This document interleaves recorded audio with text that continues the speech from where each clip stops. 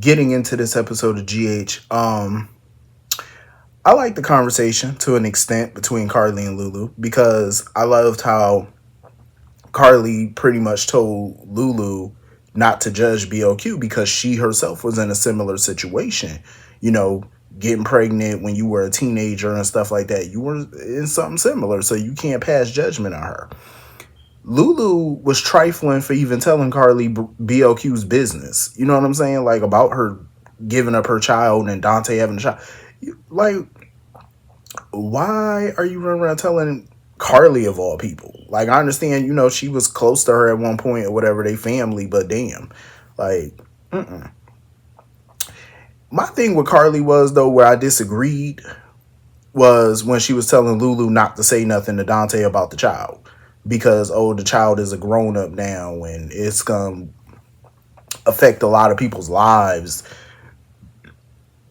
The reason I didn't agree with Carly about that was simply because if it were Carly who had a grandchild out there, which she almost does but doesn't know anything about, how would she feel if people knew that and didn't tell her? Like, how would she react? Because mind you, she does have another grandchild getting ready to arrive soon, and Jason knows about it.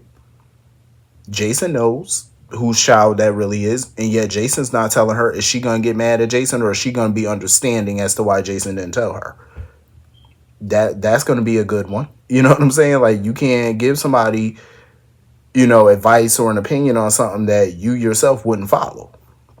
Because it'll be interesting to see if Carly is gonna flip out on Jason for keeping that secret from her.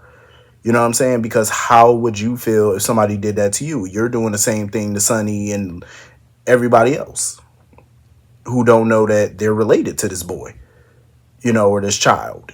Even though they don't know who the child is, but still, it's like, come on, put yourself in their shoes. On the other hand, I feel like this is not Lulu's story to tell. I understand she want to look out for Dante. It's a sticky situation all around. It really is. It's a very sticky situation no matter what you do. Because once you know information, you can't unknow it. So it's kind of hard. You know what I'm saying? You're in between a rock and a hard place. Like, do you tell this person? Do you not tell this person? Because it don't matter what you do. It can have a negative impact no matter what. And people shoot the messenger whether you tell them or you don't, because they're going to get mad at you for not telling them, and then they'll get mad at you for telling them. You know what I'm saying? So it's kind of like a damn if you do, damn if you don't kind of situation. It's very sticky. Very. But at the end of the day, it's not Lulu's business to tell. I understand that, Dante, she feels Dante has a right to know, which he does. He does, but it shouldn't be coming from her. You know what I'm saying? That has to come from BOQ. It has to come from her. And she's making that dumbass decision not to tell him, which is stupid. People got a right to know that they fathered a child or they parented a child and they didn't know. Especially somebody who loves kids. You know what I'm saying? Like, Dante loves his son. He loves his family. And the fact that he has another one out there that he couldn't be a part of. And the funny thing is, BLQ knows that, Dante grew up without a father. He didn't find out who his pops was until he was grown. So now he has another child out there in the same situation. A little different, because at least, Dante not going to shoot this one in the chest. But it's a little different. It's a very hairy situation to be in. But, Lulu ultimately going to have to make that decision for herself or whether or not she want to tell. So moving on from that. Sonny talking about Valentine's house is a temporary until the penthouse get rebuilt. I wish he would just go ahead and buy him a bigger home, because that home just it don't scream him. Like, it just don't. I know he needed a home real quick, you know what I'm saying? Because at the time, the whole custody situation, I get it. But that home just don't scream him. Like, it's just not him at all. I seen some people on social media wondering if Sonny knows that Gio is his grandson. I don't see how Sonny would know that. Like, or how long he's known that. Because if he's known it since the child was a kid, how would he know that he had a grandson back then, but he didn't know Dante was his son? You know what I'm saying? Like, there's no way Sonny knows. I think Sonny's just being generous, you know, because he is very generous with money. Like, he definitely is. And I think that's really what it is. You know, him setting up that educational trust fund for Geo, I thought that was pretty cool, you know, because not everybody obviously gets stuff like that. You know, that's a pretty good thing to have. You know, I love that Sonny does nice things with his money, even if it is ill-gotten, like Tracy likes to say, oh, it's ill-gotten. Listen, you could take dirty money and make it clean. You could do something good and clean with it, even if it's dirty.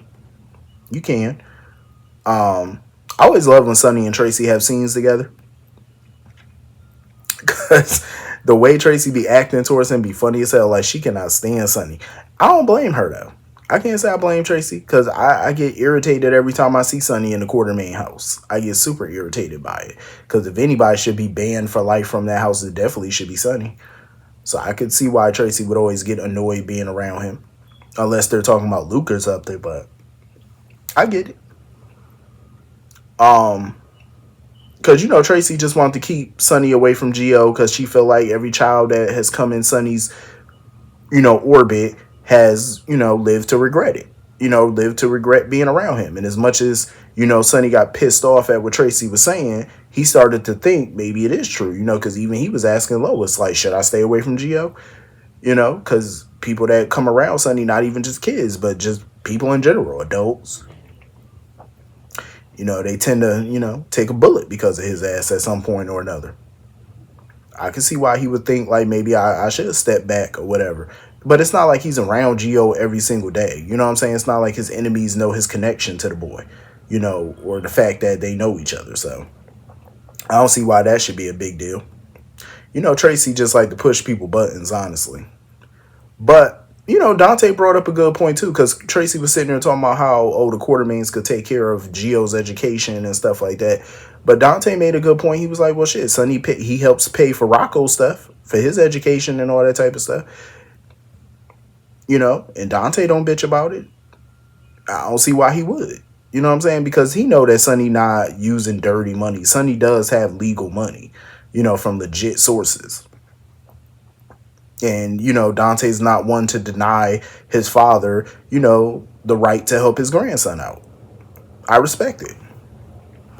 Shit is easy on Dante, because I know Dante's a proud person. You know, he don't really like to ask Sonny for help or take his money or nothing like that. And I get it.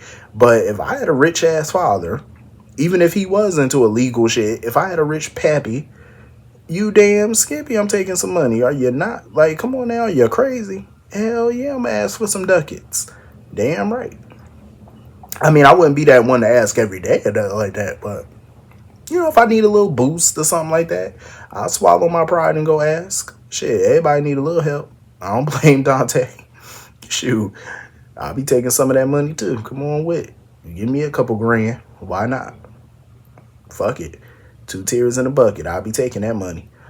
I feel like Tracy heaping all this praise on Geo, I feel like it's plot driven. I really do. I feel like it's plot driven because that's, you know, unbeknownst to her, that's her great grandson. That's why I feel like they got her praising him so much and admiring him, standing up to her, and, you know, oh, you kind of like one of the family and all that type of stuff. You know, treating him like he one of them. It's all plot driven because Tracy of old would have never seen Geo as no family. Never. She would have never acknowledged him.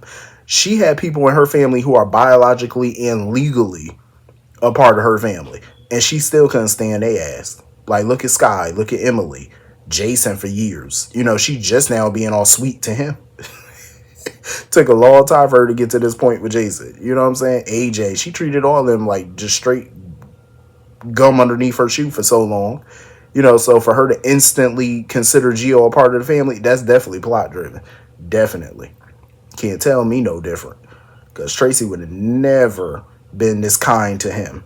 Ever. You know what I'm saying? Like, no. Whether you're family or you're not, Tracy always been an ass to people. So for her to be this warm towards that boy, come on now. Ain't gonna happen. So anyway, moving on from that. Speaking of people doing good with their money, as much as Drew pisses me off and I can't stand his ass, I will give him credit for the sports program that he's doing at the hospital, the pediatric, whatever sports program that he doing. I give him credit for that because, like I said, I'm a sucker for people taking their money and doing something good with it. You know what I'm saying? Donating and stuff. Like, I'm a sucker for that. Even if you are, the scum of the fucking earth, I can still give you some type of credit, for something decent that you do. Even though I still hate your ass. And I'm glad that Liz is going to be a liaison and she's going to be a part of the program. But I hate that they giving him all this praise for Oscar, talking about, oh, he doing it for Oscar. Drew ain't doing none of this for no Oscar. Drew is doing it for Drew. It looks good for his image as a congressman. That's why he doing it. He just, it boosts his profile. That's all it does. He ain't doing this for no damn Oscar. Please, that man don't even mention Oscar. He ain't doing it for him. And now he got Kai a part of the program and stuff like that, which I think is definitely going to boost the program, having Kai a part of it. Because Kai is basically a local legend around that town because of football and stuff like that. Like, a lot of locals know who Kai is. Like, even Lil James, Maxie's son. That fool, this little boy done broke his little arm. I said, well, yeah, this little boy, wow. But I like the actor that played him, though. That little kid, he going to go far in life. I'm telling you, that little kid, he's a very good actor for his age. He's going to go far. He was starstruck when he seen Kai. So I was like, yeah, the sports program is definitely going to benefit a lot of people. It's definitely going to benefit. Even though Drew is a piece of crap. But anyway, moving on from that. Natalia confronting Sidwell. I don't trust Natalia. I really don't, because I don't know her angle. But, she coming in there accusing him of all these things, trying to take down Sonny, try to get control of deception. My thing is this, even if he was trying to get control of deception and do a hostile takeover, how could he possibly do it if Tracy owned majority of the company? He would have to find a way to outmaneuver her and get her shares in the company. I don't see that happening. Speaking of, Tracy should really have a say in them bringing Sidwell into the fold in the first place and giving up some shares to him. Like, I'm surprised Tracy hasn't had a vote on that, because she's not keen on Sonny being a part of the company, so I know she's not going to be keen on Sidwell. Like, that's the weird part. But Sidwell constantly keeps denying that he had nothing to do with what happened with Sonny. He's not after Sonny. So that tells me somebody else got to be doing this then. Because if Sidwell's swearing up and down that he had nothing to do with this, somebody else is doing this then. Could be Natalia. Could be. She could be working the angle. I wouldn't put it past her. I wouldn't put it past nobody at this point. Alexis's interaction with Sidwell was very interesting. Like, her interaction with him was quite interesting to me.